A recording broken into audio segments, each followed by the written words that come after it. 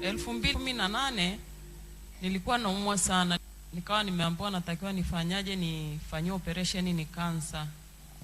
Lakini nikamwambia Mungu sintafanyia operation maana sina kansa. Nikawa na rafiki yangu akawa ameniambia kuna kanisa limoja pale twende ukamwone mtumishi. Nikaja siku ya kwanza, wengine wakawa natabiriwa hapa naumwa sana, lakini mtumishi akuniona, nikachukia sana, nikasema mbona mimi sijaonekana.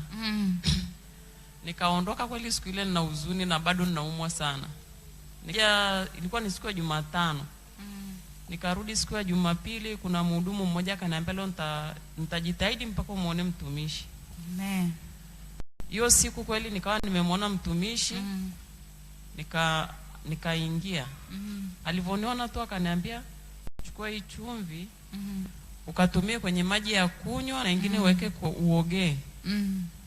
Nikamwambia asante, akaniambia haya. Nikatoka nje kwa imani kunyenyuka bila sijatumia dawa za maumivu wala kutembea bila sijatumia dawa za maumivu. Nikatoka hapo nje nikasema kwa imani naanzia hapa sitakunywa tena dawa maumivu ndo niende nyumbani. Amen. Nikatoka hapo nje nikatumia. Nikasikia kama mwili umekufa ganzi. Nikakaa kwanza.